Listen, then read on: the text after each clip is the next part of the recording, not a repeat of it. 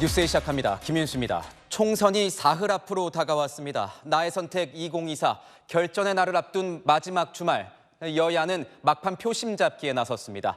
오늘 충청권을 찾아 중원 표심을 공략한 국민의힘 한동훈 비대위원장은 민주당 이재명 대표의 사법 리스크와 더불어 각종 논란에 휩싸인 민주당 후보들을 직격했습니다. 한 위원장은 민주당과 조국혁신당이 민심을 무시하고 있다면서 국민의힘 지지를 호소했습니다. 오늘의 첫 소식, 안보겸 기자가 보도합니다. 총선 전 마지막 주말, 충청을 방문한 한동훈 국민의힘 비상대책위원장은 이재명 더불어민주당 대표를 강하게 비판했습니다.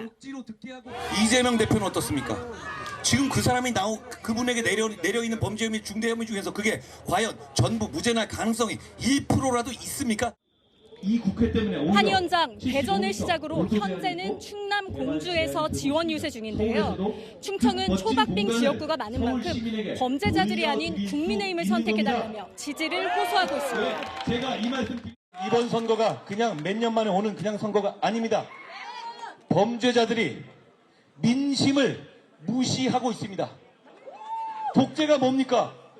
민심을 듣지 않고 정치하는 게 독재입니다. 논란이 되고 있는 민주당과 조국혁신당 후보들을 일일이 거론하면서 야당의 200석을 막아달라고 호소했습니다. 더불어민주당은 그리고 조국당은 박은정, 공영훈, 양문석, 김준혁 같은 절대 여러분들께서 안 된다는 사람들, 그런 정치를 하는 사람들로 200명이 채워지면 대한민국의 헌법에서 자유가 빠질 것이고 진짜 독재가 시작될 겁니다. 야당을 강하게 비판하면서 막판 지지층 결집을 시도하는 걸로 해석됩니다. 국민의힘은 지난 총선 때 충청 지역 28석 가운데 8석을 차지하는 데 그쳤습니다.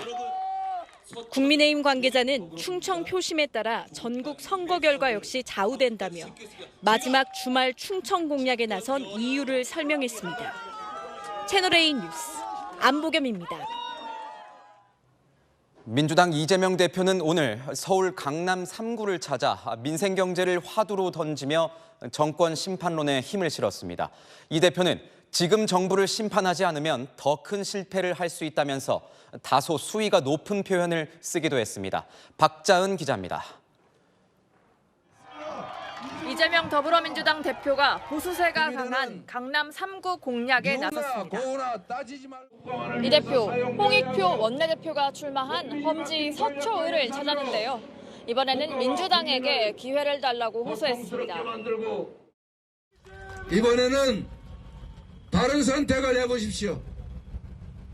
딴 사람을 써보고 잘하면 계속 쓰고 부족하면 또 바꾸시면 되지 않습니까, 여러분? 서초 구민 여러분, 진심으로 부탁드립니다. 강남을에선 윤석열 대통령을 귀한 자식에 비유하며 오냐오냐 하면 안 된다고 강조했습니다. 원래 자식을 귀하게 여기면 더 엄하게 키워야 합니다. 귀하다고 이쁘다고 옹냐 하면서 나쁜 짓 하고 심지어 다른 사람 때리고 훔치고 괜찮아 하면 나중에 살인범 됩니다. 송파의 명소 석촌호수에선 대파 공세를 이어갔습니다. 대파 들고 지나가는 분이 여기는 없군요. 이 정권이 얼마나 옹색하면 대파 들고 투표소 가지 마라. 대파는 투표소 출입구 앞에 발레 파킹 시키고 가라. 이런 짓을 하겠습니까, 여러분? 앞서 이 대표 지역구인 인천 계양을에선 일부 시민의 항의를 받기도 했지만 윤석열 대통령을 겨냥한 강경 발언을 쏟아냈습니다. 거짓말 좀 하지 마라. 어르신의 의견도 존중합니다. 저런 분도 계세요. 저렇게 생각할 수도 있죠. 회초리를 들어서 안 되면 권력을 뺏어야 합니다. 이어 추미애 전 법무부 장관이 나선 경기 하남갑과 서울 격전지 강동을 찾아 한강벨트 사수를 외쳤습니다. 채널A 뉴스 박자은입니다. 제3지대 정당들도 선거 유세에 박차를 가했습니다. 어떻게든 지역구 한 곳만큼은 꼭 잡겠다는 의지로 모든 역량을 쏟아부었습니다. 이혜주 기자입니다. 녹색정의당은 서울 마포을에 출마한 장혜영 후보를 지원하며 기후위기 대응 공약을 강조했습니다. 저희에게 조금 더 의석을 몰아주신다면, 저희에게 조금 더 힘을 주신다면 민주당만으로 완성할 수 없는 정권 심판과 녹색정의당에서는 심상정 의원을 비롯해 17명의 후보가 지역구에 도전하고 있습니다. 새로운 미래 광주 광산을에 출마하는 이낙연 후보와 당 지도부는 주말을 맞아 각각 서울과 광주의 야구장을 찾아 지지 호소에 나섰습니다. 정당 투표는 기호 6번 새로운 미래입니다. 최선을 다하겠습니다. 이 대표는 SNS를 통해 막말 야당으로 윤석열 정부를 심판할 수 있겠느냐며 당당하고 깨끗한 심판을 하겠다고 강조했습니다.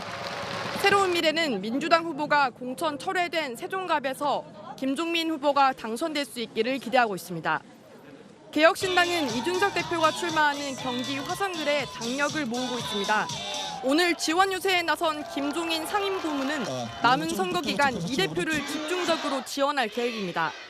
김종인 위원장께서도 이준석 대표의 역전을 확신하시기 때문에 남은 선거 기간 내내 동탄에 지원 유세를 하실 거라고 하십니다. 이 대표를 시작으로 양향자, 이원혁 의원 등 경기 남부 반도체 벨트에서 시너지 효과가 나기를 기대하고 있습니다. 채널A 뉴스 이혜지입니다. 비례대표 정당들도 바쁘게 움직였습니다. 더불어민주연합과 조국혁신당은 수도권에서, 국민의 미래는 부산과 울산, 경남 등 이 PK 지역에서 총력전을 펼쳤습니다. 이세진 기자입니다. 더불어민주연합은 경기 하남 등에서 사흘 앞으로 다가온 본투표 지지를 호소했습니다. 특히 이재명 민주당 대표 유세 일정에 동행하며 민주당 지지층 결집을 호소했습니다. 민주당 기호인 1번과 더불어민주연합 기호인 3번을 동시에 노출시키겠다는 전략입니다. 이재명 대표가 도착하셨습니다. 더불어민주연합은 조국혁신당의 선전으로 야권 지지층을 뺏기면서 내부적으로 열석 안팎을 얻을 걸로 예상하고 있습니다. 인요한 국민의미래 선거대책위원장은 울산과 부산, 창원과 김해를 차례로 돌며 지지층 결집에 나섰습니다. 야, 열렬하네 여기야. 똑바로 우리 땅. 똑바로 우리 땅. 최근 부울경, 특히 낙동강 벨트에서 야권 지지세가 강해지자 막판 견제에 나선 겁니다. 국민의 미래는 비례후보 19번인 이소희 변호사까지는 될 거라고 보고 있습니다. 조국혁신당 대표는 2030 세대 유동인구가 많은 서울 여의도와 연남동, 성수동을 찾아 윤석열 대통령을 직격했습니다. 권성동 의원께서 저를 보고 극단주의 세력이라고 얘기를 했다고 합니다. 대파 한 단이 얼마입니까? 그것을 모르는 것은 극단적으로 무지한 거죠. 그런 사람이 극단주의자입니다. 조 대표는 앞서 목표 의석을 열석 플러스 알파라고 언급했습니다. 비례정당들은 내일과 모레도 인구가 밀집된 대도시를 중심으로 유세를 이어나갈 계획입니다. 채널A 뉴스 이세진입니다. 현재 민주당은 단독 과반 확보를, 국민의힘은 국회 제1당 확보를 목표로 삼고 있습니다. 총 254개 지역구 가운데 여야는 각각 몇 석을 예상하고 있는지 조영민 기자가 취재했습니다. 더불어민주당은 단독 과반 의석을 목표로 하고 있습니다. 150석 플러스 알파 151석이라는 목표치는 저희가 이렇게 말씀드릴 수 있어도요. 180석 이런 구체적인 숫자로 판세를 얘기하는 것은 그런 오만한 일이라고 생각합니다. 내부적으로는 지역구 254곳 가운데 110곳을 우세 지역으로 보고 있습니다. 접전 지역으로 분류한 50곳까지 이기면 최대 160석까지도 내다볼 수 있다는 분석입니다. 민주당 관계자는 스윙보터 지역에서 이기지 못하면 150석 아래로 떨어질 수도 있다고 말했습니다. 국민의힘은 최악의 상황에서 다시 반등하고 있다고 보고 지지를 호소하고 있습니다. 현재 지역구 254곳 가운데 최소 95곳, 접전 지역까지 이기면 최대 120석까지는 승리할 수 있다고 보고 있습니다. 민주당 후보들의 부적절한 발언과 부동산 문제를 지속적으로 부각하고 읍소 전략을 펼치면서 수도권 민심을 끌어오겠다는 전략입니다. 윤석열 정부와 국민의힘, 국민께 혼나도 할 말 없습니다. 국민 여러분, 최악의 선택은 막아주십시오. 최소한의 균형, 최소한의 저지선만이라도 만들어 주십시오. 국민의힘 관계자는 초접전 지역 50여 곳에서 대부분 승리하면 일당도 가능하겠지만 여기서 패배하면 개헌 저지선이 뚫려서 100석 이하로 내려갈 수 있다고 말했습니다. 민주당은 남은 기간 서울 한강벨트와 부산, 울산, 경남 등 경합지에 집중하고 국민의힘은 수도권 유세에 집중한다는 계획입니다. 채널A 뉴스 조용민입니다. 사전투표도 끝나고 본투표가 사흘 앞으로 다가온 상황입니다. 판세 너무 궁금해집니다. 지금부터 더불어민주당과 국민의힘 선대위 책임자를 차례대로 연결해서 이 역대 최고 사전투표율 어떻게 보고 있는지, 그리고 현 시점의 판세 어떻게 진단하는지 알아보도록 하겠습니다. 먼저 김민석 민주당 총선 상황실장 나와 있습니다. 어서 오십시오. 네, 안녕하세요. 네, 실장님. 사전투표율이 31.3%, 그러니까 역대 총선 최고치를 기록했습니다. 이 수치, 민주당에 유리한 수치입니까? 관심이 역대급으로 높고 또 그 관심의 핵심은 심판 민심이 특히나 중도층을 중심으로 해서 확산되고 있는 것이다. 지금 그렇게 보입니다. 그럼 현재 상황에서는 몇 석 정도를 예상하고 계십니까? 글쎄요, 저희의 원래 목표가 최대 151석 단독 과반을 목표로 하고 있었는데요. 잘하면은 그에 육박하거나 달성할 수도 있겠다 하는 어떤 상승세를 타고 있는데 수치를 아직 말씀드리기는 굉장히 쉽지 않은 상황입니다. 후보들의 논란에 대해서도 좀 여쭤보겠습니다. 지금 보면 양문석 후보의 이 편법 대출 논란이 있고 또 김준혁 후보의 이 발언 논란들이 있습니다. 이런 논란들이 이 수도권 민심에 영향이 정말 없을까? 어떻게 보십니까? 지금 국민의힘 측에서도 다양한 막말이라든가 또는 부동산 시비가 있는 후보들에 대한 그런 비판이 제기되고 있고 특히나 대통령의 선거 개입 논란 등등이 제기되고 있어서 전반적인 이슈들은 각축을 벌이고 있고 실제 평가는 각 지역구별로 이루어지게 될 것이다 이렇게 보고 있습니다. 네, 오늘 포함해서 이제 사흘 남았는데 앞으로 집중 공략할 지역은 어디로 꼽고 계십니까? 일반적인 지지도, 전통적인 지지도가 팽팽하거나 조금 심지어 밀리는 그런 지역들이 심판 민심에도 불구하고 아주 팽팽한 상황을 연출하고 있기 때문에 그런 지역에 집중을 하게 될 것 같습니다. 막판 전략은 어떻게 세우고 계십니까? 한 분이라도 더 투표에 참여해 주시는 것이 실제 승부를 결정하기 때문에 전력을 다해서 현장에서 뛰면서 투표율을 높이는 것에 주력하고 있습니다. 네, 고맙습니다. 지금까지 김민석 실장이었습니다. 네, 감사합니다. 네, 이번에는 홍석준 국민의힘 선대위 종합상황실 부실장 연결해서 이야기 들어보도록 하겠습니다. 어서 오십시오. 예, 안녕하십니까. 반갑습니다. 네, 사전투표율부터 이야기 좀 해봐야 될 것 같습니다. 31.3% 역대 총선 최고를 기록했습니다. 국민의힘에게 유리한 수치입니까? 아니면 불리한 수치입니까? 저희 국민의힘에게는 굉장히 좋은 신호라고 생각을 합니다. 이번에는 저희 당에서 강력하게 주장해서 수개표 등이 병행해서 보수 진영에서도 많이 참석함으로써 보수가 좀 결집되는 그런 어떤 현상이 좀 있었습니다. 현재 판세는 어떻게 보고 계십니까? 현장에서는 여론조사보다도 더 훨씬 더 분위기가 좋아지고 있다는 것을 체감하고 있습니다. 네. 본투표에 지지층을 더 끌어낼 방안, 국민의힘의 전략은 뭐가 있습니까?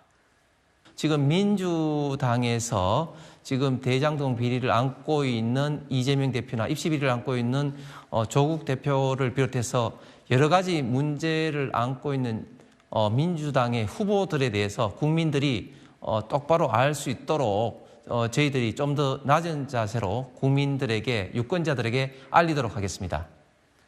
한동훈 비상대책위원장은 이 2조 심판론, 이재명 조국 심판론을 꺼내 들고 있는데 어떻게 국민들이 좀 호응을 하고 있다고 보시는지, 왜냐하면 여전히 정권 심판론 여론이 더 강한 것 아니냐 뭐 이런 기류도 있거든요. 어떻게 보십니까?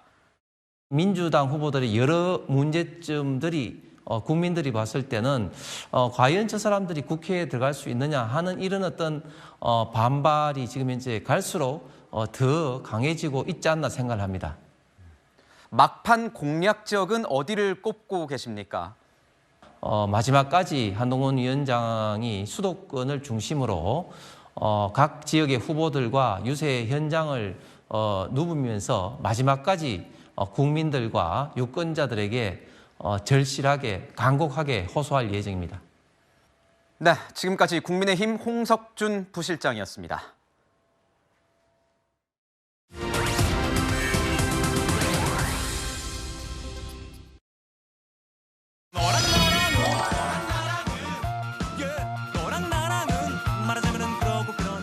네, 여랑여랑 시작하겠습니다. 정치부 홍지은 기자와 함께하겠습니다. 첫 번째 주제 보겠습니다. 조금 전 봤던 김민석 민주당 총선 상황실장이 보이는데 무엇을 적중했습니까? 네, 바로 사전 투표율 31.3%입니다. 지난 5일부터 이틀간 실시된 사전투표의 전국 평균 투표율 역대 총선 최고치인 31.28%였죠. 반올림하면 31.3%인데요. 이 숫자를 딱 맞춘 인사가 바로 김민석 민주당 상황실장이었습니다. 민주당은 총 투표율 71.3%, 사전 투표율 31.3%를 목표로 노력하겠습니다. 높은 투표 참여를 국민 여러분께 호소드리는 의미입니다. 아니 어떻게 이 소수점까지 딱 맞출 수가 있었던 거죠? 네, 보통은 저희가 선거 결과를 예측할 때 30% 이상 이렇게 말하지 소수점까지는 말하지 않잖아요. 일각에서는 지역구 기호 1번과 위성정당인 더불어민주연합의 기호 3번을 따서 31.3을 조합한 거 아니냐 이런 해석도 나왔습니다. 그렇군요. 국민의힘의 반응은 어떻습니까? 네, 공식 입장은 내지 않고 있습니다. 국민의힘 관계자는요, 무슨 근거로 말한 건지 모르겠지만 선거가 장난이냐며 내심 민주당이 정확히 맞춘 것에 대한 불쾌감을 드러내더라고요. 김 실장은 어제 SNS에 죄송합니다. 사전투표율 조작설에 휘말렸다며 31.3 파이팅 이런 글을 남겼습니다. 이런 해프닝도 있군요. 다음 주제 보겠습니다. 한동훈 비대위원장과 이재명 대표의 모습이 보이는데 삼겹살과 자녀, 이건 또 무슨 얘기입니까? 네, 총선이 이제 사흘 앞으로 다가왔죠. 국민의힘은 이재명 민주당 대표의 삼겹살 거짓말 논란을, 민주당은 한동훈 비대위원장의 자녀 입시 비리 의혹을 꺼내들었습니다. 이 대표의 이 삼겹살 거짓말 논란이란 건 뭡니까? 네, 발단은요, 이 대표가 올린 SNS 글이었습니다.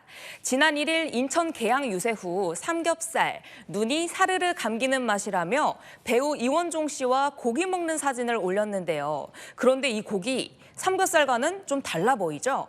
이 대표 공식 유튜브 채널에도 이 모습이 담겼는데요. 같이 보시겠습니다.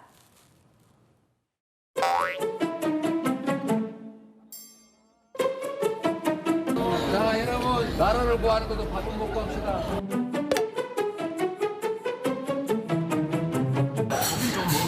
어차피 돈도 안 내주실 거잖아요. 되세요. 돈 내야 돼요. 근데 무슨 소리야. 진실이 뭡니까? 그러니까 삼겹살을 먹은 겁니까? 아니면 소고기를 먹은 겁니까? 네, 이 대표가 당을 먹은 건 소고기가 맞습니다. 이 대표 측은 실무자가 글을 올리며 삼겹살이라고 쓴 것이라며 소고기와 삼겹살 다 섞어 먹었다고 설명했습니다. 제가 식당 쪽에도 물어봤는데요. 소고기랑 김치찌개 등을 먹었다고 하더라고요. 한동훈 위원장은 이 대표가 거짓말을 하고 있다고 지적했습니다. 이재명 대표는 늘 입만 열면 거짓말입니다. 그렇지 않습니까? 아니 왜 굳이 삼겹살을 안 먹고 삼겹살 먹은 척 합니까? 그래야 될 이유가 없잖아요.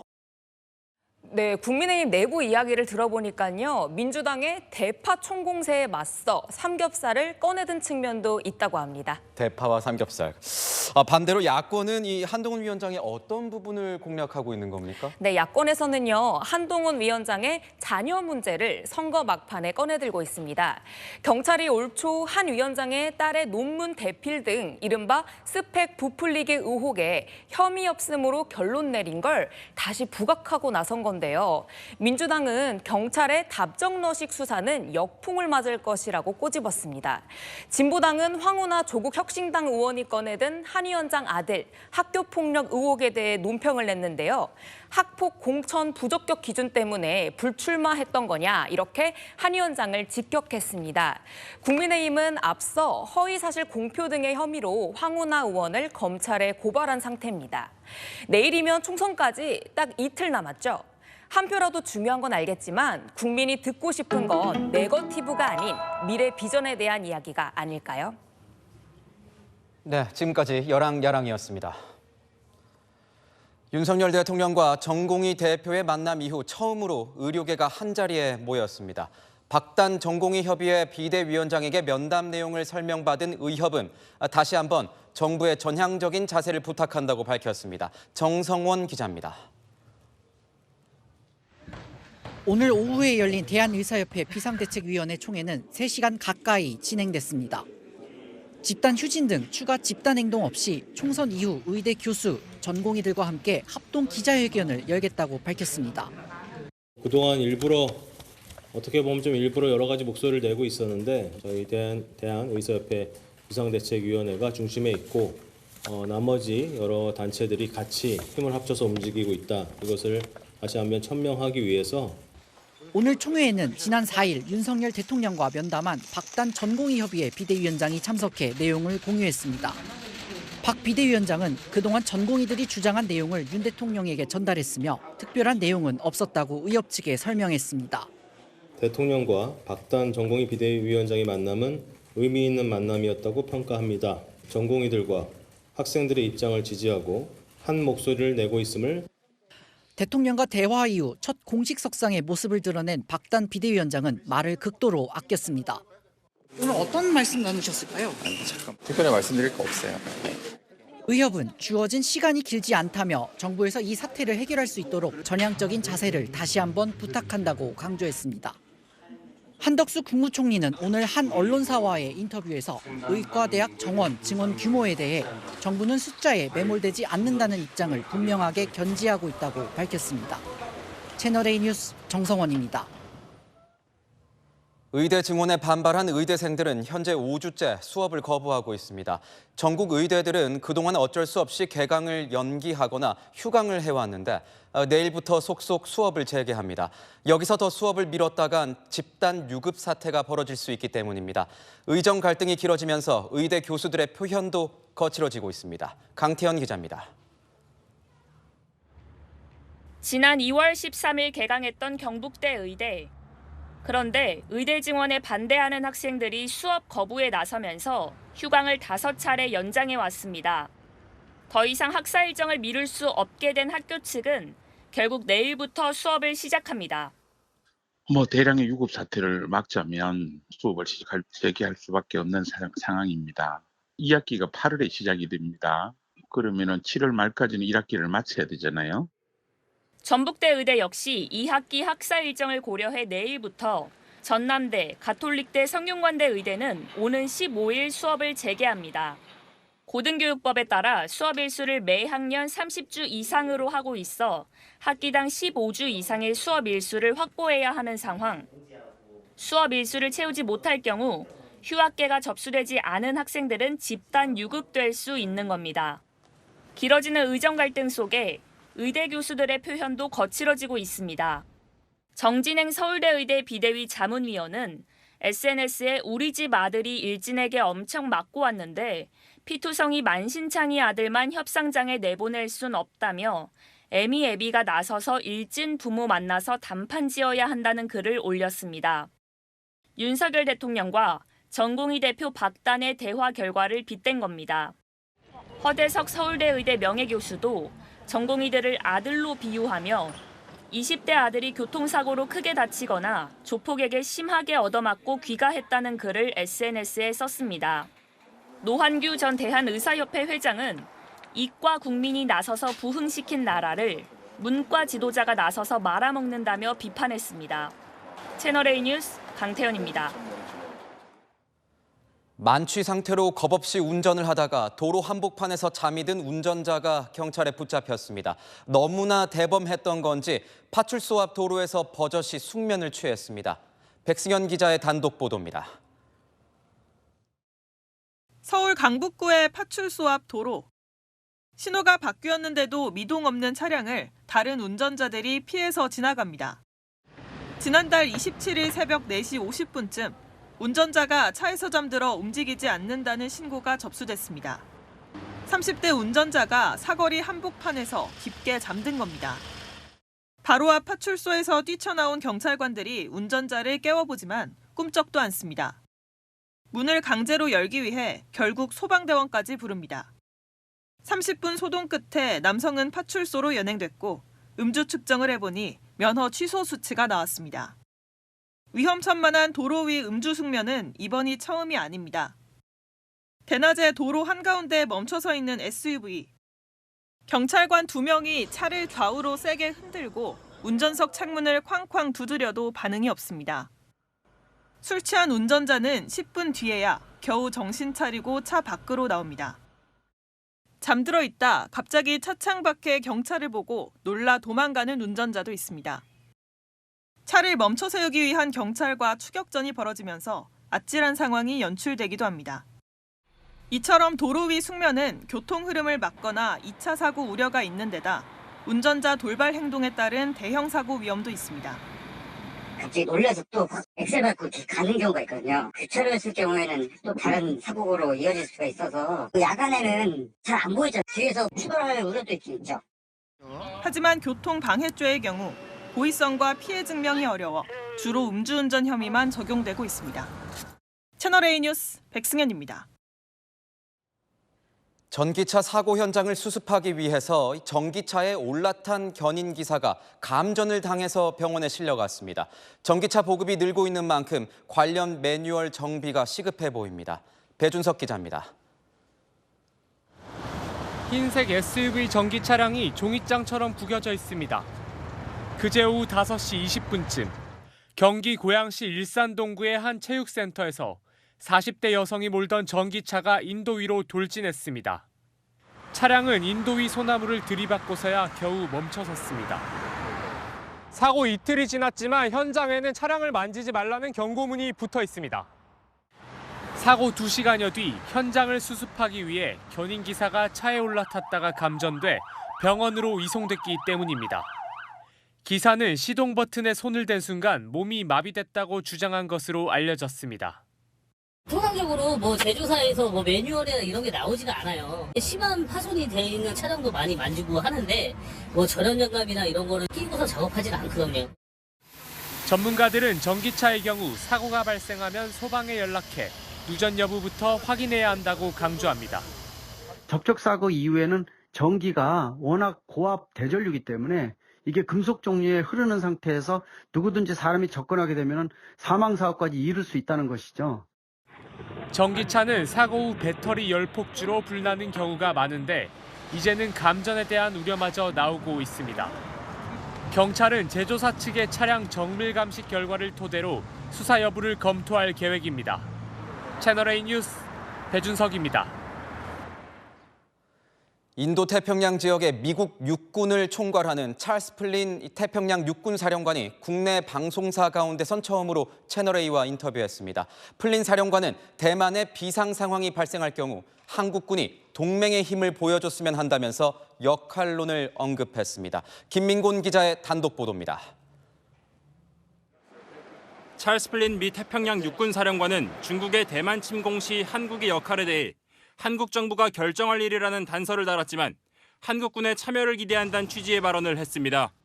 Very pleased with the way that the ROK Army and the ROK military are beginning to project some of the strength of that alliance to not just, protect the alliance here in Korea, but project it out into the region because it's an important message. 플린 사령관은 한미 동맹 자체가 중국에 맞선 균형추 역할을 한다고 밝혔습니다. 그러면서 인태 지역에 중거리 미사일을 배치하겠다고 말했습니다. And that's around the SM-6 and the Maritime Strike Tomahawk.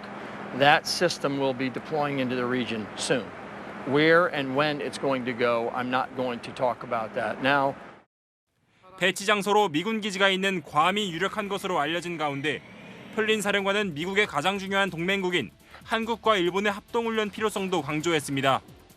But in the future, it would be great if we could get trained together in Hawaii or in Alaska and overcome some of those challenges. We, U.S., can help bring this trilateral together. And 그는 아버지가 과거 6.25 한국전쟁에 참전했고 뒤를 이어 한반도를 포함한 인태 지역을 3년간 관할하고 있다며 한국과의 인연도 소개했습니다. So my father fought here in Korea for 16 months, but I do remember him talking about his experiences over here and the challenges that and how difficult it was. 플린 사령관은 신원식 국방부 장관과의 면담 등 한국 일정을 마치고 동남아 동맹국들 순방을 위해 오늘 태국으로 떠났습니다. 채널A 뉴스 김민곤입니다. 이란의 이스라엘 공격이 임박했습니다. 이스라엘이 이란 영사관을 폭격한 데 대해 보복 의지를 밝힌 겁니다. 5차 중동 전쟁으로 확전될 가능성도 적지 않습니다. 배정현 기자입니다. 이란 혁명수비대 간부의 장례식에 참석한 이란군 참모총장은 이스라엘 응징 의지를 밝혔습니다. نوع عملیات، تدبیر عملیات، طرح و نقشه عملیات را ما تعیین می‌کنیم. 닷새 전 이스라엘군은 시리아 내 이란 영사관을 폭격해 혁명수비대 간부 등 13명을 사살했습니다. CNN은 조 바이든 행정부의 고위 관계자를 인용해 이란의 공격은 이르면 다음 주에 시작될 것으로 보고 있다고 보도했습니다. 뉴욕타임스 등 다른 언론들도 무인기나 순항미사일을 동원해 이스라엘 외교시설이나 미군시설까지도 타격 목표로 거론되고 있다고 전했습니다. So this is already escalating in a dangerous way. Iran taking any action against Israel or against the U.S. would be very, very damaging. 시점은 이슬람의 금식 명절 라마단이 끝나는 이달 10일 전에 이루어질 가능성이 높다는 분석도 나옵니다. موضوع القنصلية الإيرانية هو مفصل في الأحداث التي حصلت من 7 تشرين إلى اليوم. 이스라엘과 하마스 간 전쟁이 발발 6개월 만에 미국과 이란의 대리전으로 확전될지 국제사회도 우려하고 있습니다. 채널A 뉴스 배정현입니다. 올해 억만장자 명단에 미국의 팝스타 테일러 스위프트가 이름을 올리면서 화제가 됐습니다. 그런데 이 명단에 스위프트보다도 더 부자인 20대 한국인 자매가 나란히 이름을 올렸습니다. 김지윤 기자가 보도합니다.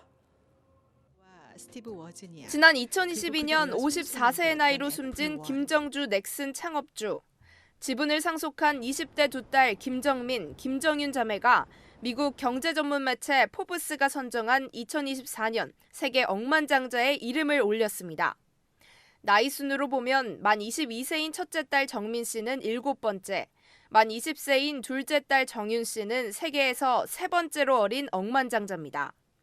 두 사람의 올해 순자산 가치는 각각 14억 달러, 약 1조 8,950억 원으로 평가됐습니다. 포브스는 이들이 지난 2022년 부친이 사망하면서 지분을 상속받았다며 자매가 회사에서 직책을 가지고 있지는 않다고 설명했습니다. 두 자매는 세계적인 팝스타 테일러 스위프트도 제쳤습니다.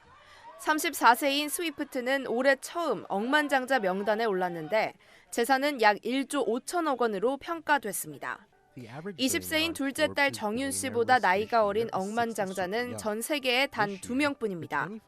특히 이탈리아의 19세 청년 클레멘테 델 베키오는 세계 최대 안경 브랜드 창업자의 아들로 자산 가치만 6조 3천억 원에 달합니다. 채널A 뉴스 김지윤입니다.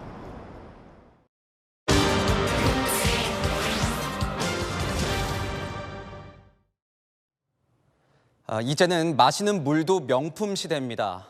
해외에선 단순히 수분 보충을 넘어서 물의 맛과 효능까지 신경 쓴 고급 생수 브랜드들이 속속 등장하고 있습니다. 한 병에 수십만 원을 호가합니다. 세계를 보다 김용성 기자입니다. 그리스 아테네에 모인 심사위원들. 천연 탄산수를 받아 맛을 보고 점수를 매깁니다. Super clean, fresh, nice level of carbonation.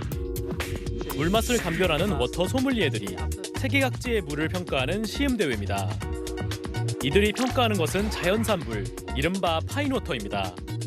That once the rain falls and the water hits the ground, it goes on a journey. Is what makes waters distinct. It has terroir like wine.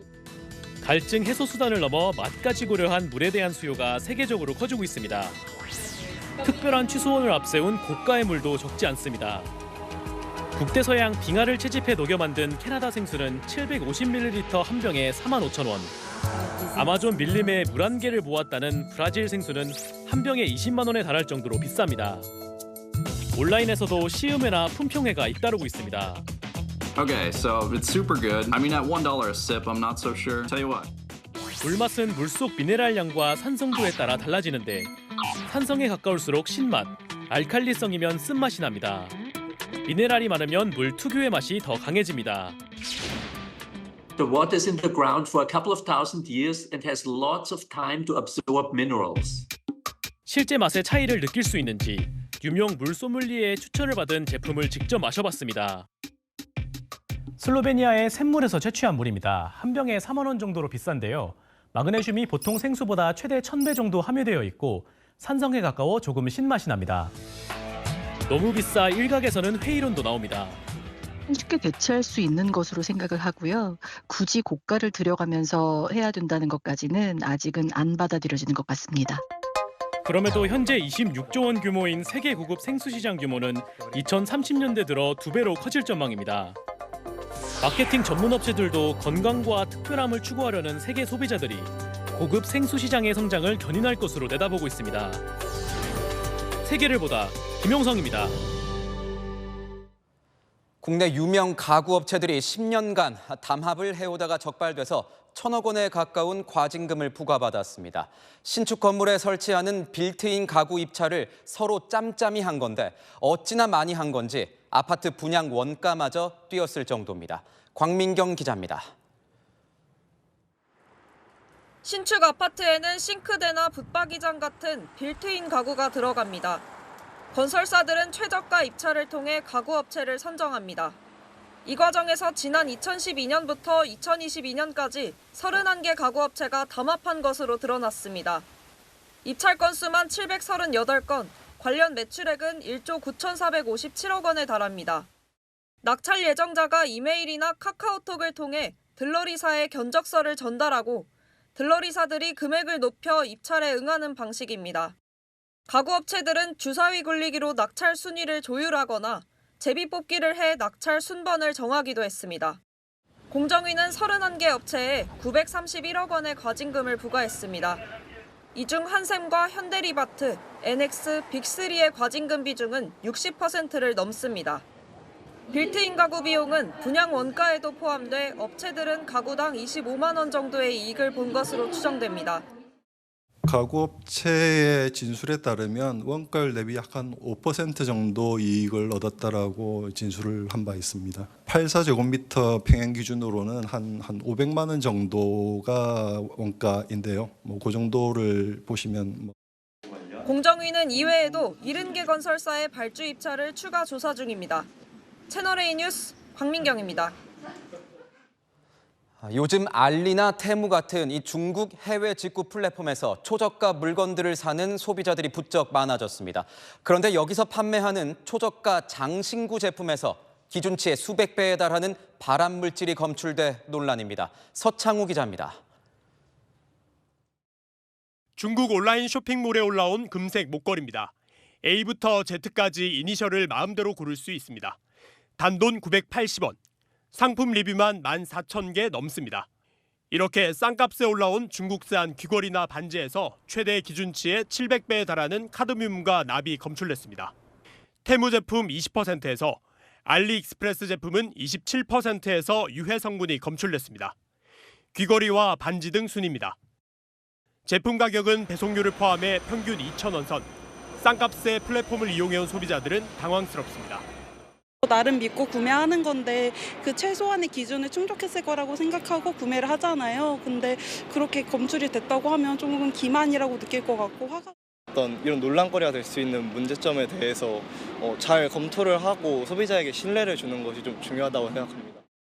인천세관은 중금속이 검출된 제품 상세 정보는 인천세관 홈페이지에서 확인할 수 있다고 밝혔습니다. 채널A 뉴스 서창우입니다. 이산화탄소는 지구온난화의 주범으로 꼽힙니다. 이젠 공장이 내뿜는 이산화탄소로 화장품 용기를 만들고 플라스틱 대신 못 먹는 쌀로 비닐봉투를 만듭니다. 송정현 기자가 취재했습니다. 하얀 반죽이 가래떡처럼 나옵니다. 반죽 재료는 사람이 먹을 수 없는 쌀이나 감자 같은 폐작물입니다. 플라스틱 대신 비닐봉투의 원재료로 쓰입니다. 120도의 열을 견딜 만큼 질기고 흙에서 자연스럽게 분해됩니다. 자연적으로 없어져서 미생물과 발효를 하면서 거름 효과까지 나타낼 수 있는 구조이고요. 쌀로 만든 비닐봉투입니다. 특수 시약에 넣고 흔들면 5초 이내에 완전히 분해돼 쌀뜨물로 돌아갑니다. 또 다른 공장입니다. 이 공장에서는 배출되는 이산화탄소를 모아 화장품 용기를 만드는 기술 개발에 성공했습니다. 100% 플라스틱으로 용기를 만드는 기존 방식과 달리 제품 무게의 약 절반을 이산화탄소로 대체해 만드는 방식입니다. CO2가 배출이 되게 되면은 기후위기의 주범인 온실가스가 되는데 저희는 그걸 갖다 포집을 해서 자원으로 사실 사용하는 거죠. 이미 해외에선 과일 껍질로 가죽을 만들거나 버섯으로 집을 짓는 방식의 탄소 줄이기 프로젝트까지 등장했습니다. 국내에서도 제조업의 탄소 줄이기, 친환경 기술 개발이 속도를 내고 있습니다. 채널A 뉴스 송정현입니다. 젊은 세대들이 결혼을 기피하면서 출산율이 하락하자 보다 못한 스님들이 팔을 걷어붙였습니다. 미혼 남녀들이 사찰에서 만나 짝을 찾을 수 있도록 단체 미팅 자리를 주선한 겁니다. 연인을 찾아서 나는 절로. 김재혁 기자가 취재했습니다. 30대 미혼 남녀 20명이 산사에 모였습니다. 가명이 적힌 명찰을 걸고 설렘을 아는 채 발길을 옮깁니다. 조계종이 저출산 현상과 만혼 등 인구 감소에 대응하고자 마련한 이색 템플스테이입니다. 남자가 14.7대 1, 여자가 19대 1이었을 만큼 참가 경쟁이 치열했습니다. 수많은 경쟁률을 뚫고 왔기 때문에 복 많은 분들끼리 만나면 제가 볼 때는 좋은 일이 배로 생기지 않을까 생각을 합니다. 색다른 장소와 일정이 주는 기대감도 엿보입니다. 저를 조금 좋아하기도 하고 장소도 좀 되게 마음에 들었고요. 저는 일단 많은 분들이랑 좀 많은 얘기를 좀 나눠보고 싶어요. 대화가 거듭될수록 어색함은 점점 사라집니다. 연하는 어때요? 너무 좋습니다. 너무 좋아요? 주량이 어떻게 되세요? 기분 좋게 먹으면 1병 반, 꽉 채우면 2병 먹습니다. 색다른 이벤트의 효과였는지 1박 2일의 짧은 만남에도 전체 10쌍 중 4쌍의 커플이 탄생할 만큼 성사율이 높았습니다. 템플스테이가 진화하고 있습니다. 이번 달 말엔 신혼부부와 예비부부를 위한 템플스테이도 열립니다. 참선과 정진의 도량인 사찰이 세상과 적극 만나고 있습니다. 지난 20여 년간 템플스테이를 찾은 연 인원이 600만 명을 넘었습니다. 외국인 비율이 10%를 넘길 만큼 한국 문화의 주요 콘텐츠로 떠올랐습니다. 조계종은 더욱 체계적인 템플스테이를 준비하고 있습니다. 특히 현대인의 마음을 다스릴 수 있는 선명상 프로그램에 집중합니다. 하반기 선명상 특화 템플스테이 사찰 20여 곳을 선정할 예정입니다. 채널A 뉴스 김재혁입니다. 마음 따뜻해지는 봄날 당분간 계속 이어집니다. 다만 큰 일교차는 계속 염두에 두셔야 하는데요. 내일 서울이 아침 11도, 한낮 24도로 10도 이상의 차이를 보이겠고 그 밖의 지역도 기온차가 크게 벌어집니다. 내일 하늘은 전국이 맑은 가운데 제주에만 비가 조금 내리겠고요. 중부지방의 대기는 건조해져 갑니다. 서울과 경기 일부에는 건조특보까지 내려져 있습니다. 맑기만 하면 좋을 텐데 내일 수도권과 충청, 전북은 나쁨 수준을 보이며 공기가 탁합니다. 그 밖의 지역도 오전 한때 농도가 오르겠습니다. 내일 아침에는 강릉과 광주가 13도, 부산 14도로 시작하고요. 한낮에는 대부분 20도를 웃돌며 포근하겠습니다. 다음 주도 완연한 봄 날씨 만끽하시기 좋겠습니다. 날씨였습니다. 이번 총선의 사전투표율이 역대 최고치인 걸 두고 정치권은 앞다퉈서 내게 더 유리하다며 아전인수식 해석을 내놓기 바쁩니다. 정치권을 향해 유권자들이 기꺼이 한 표를 던진 건 이런 정략적인 태도를 응원하기 위해서가 결코 아닙니다. 우리나라의 미래를 위한 무거운 책임감에 따라 냉엄하게 판단하겠다는 겁니다. 무겁게 생각하셔야 합니다. 마침표 찍겠습니다. 냉엄한 한 표. 뉴스에이 마칩니다. 고맙습니다.